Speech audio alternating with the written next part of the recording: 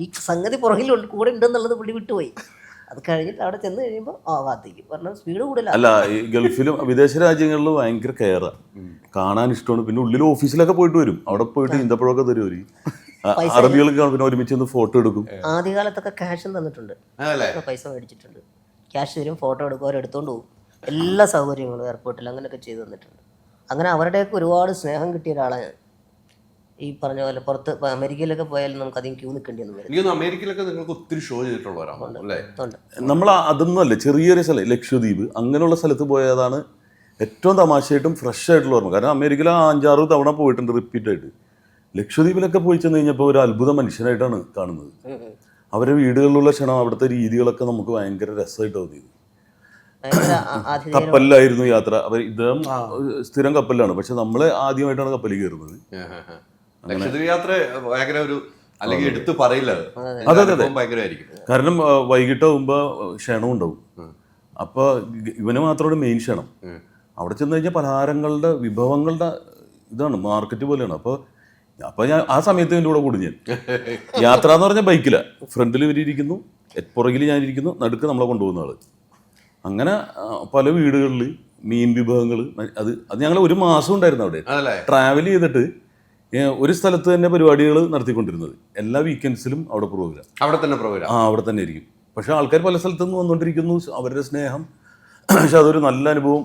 വേറൊരു ടെറൈനാണല്ലോ, വേറൊരു ജിയോഗ്രഫിയാണ് അവിടുത്തെ. അപ്പൊ അത് ഈ പല രീതിക്കും പല സംസാരങ്ങൾ ഉണ്ടാകാറുണ്ടായിരുന്നു അല്ലേ? എനിക്ക് തോന്നുന്നു ടിനി പക്രുയെ കൊണ്ട് ജീവിക്കുന്നു, അല്ല പക്രു ടിനി ഇല്ലെങ്കിൽ ജീവിക്കാൻ പറ്റാത്ത അവസ്ഥ.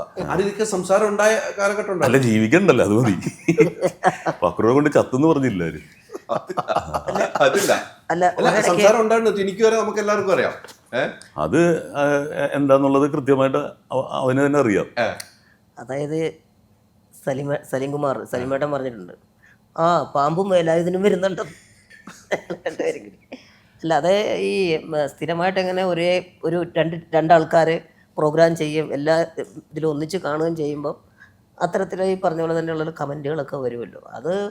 അതിനെയൊക്കെ അത്രയും അർഹിക്കുന്ന രീതിയിൽ തന്നെ നമ്മളും അത് എൻജോയ് ചെയ്യുക എന്നുള്ളത്. അല്ല, അതിനകത്തേക്കൊന്നും കൂടുതൽ അങ്ങനെ നമ്മളിത് ചെയ്യുന്നില്ലല്ലോ.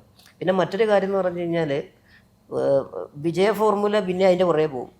ഞങ്ങളൊന്നിച്ച് ചാനലിൽ ചെയ്ത പ്രോഗ്രാമുകളെല്ലാം ഭയങ്കര ഹിറ്റായിരുന്നു.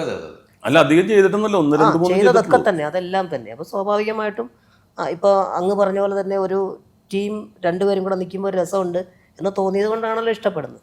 കൂടുതൽ പ്രോഗ്രാമുകൾക്കും ഞങ്ങളെ പുറത്തുനിന്നൊക്കെ വിളിച്ചതും അങ്ങനെ തന്നെയാണ്. അപ്പോൾ അതാണ് അതിൻ്റെ ഒരു പ്രധാനപ്പെട്ടൊരു കാര്യം. ഇപ്പം ഞങ്ങൾ നോക്കുന്നതെന്ന് പറഞ്ഞാൽ ഈ സിനിമയൊന്ന് ശ്രദ്ധിക്കപ്പെടുക. 916 കുഞ്ഞൂട്ടൻ ഈ പടം ശരിക്കും പറഞ്ഞു കഴിഞ്ഞാൽ ശ്രദ്ധിക്കപ്പെട്ടാൽ ഇനിയും കൂടുതൽ ഇത്തരത്തിലുള്ള നല്ല നല്ല കഥാപാത്രങ്ങൾ നമ്മളിൽ നിന്ന് പ്രതീക്ഷിക്കാം, ടിനിയിൽ നിന്നാണെങ്കിലും. കാരണം ടിനിയുടെ ക്യാരക്ടർ ഇതിനകത്ത് അത്യാവശ്യം നല്ല, ഇതുവരെയും ചെയ്തതിൽ നിന്ന് മാറി 1-2 ചെറിയ ചെറിയ സീക്വൻസസ് ഉണ്ട്.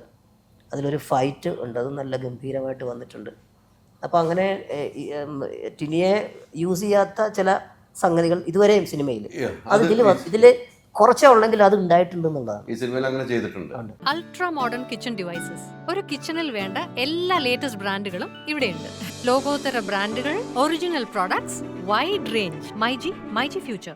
വാട്സാപ്പ് വഴി ഇംഗ്ലീഷ് പഠിക്കാൻ ഇംഗ്ലീഷ് കഫേ ഉള്ളപ്പോൾ ഇംഗ്ലീഷ് ഒരു വിഷയമേ അല്ല. English cafe, we present you the perfect English. WhatsApp now 9633 888 575.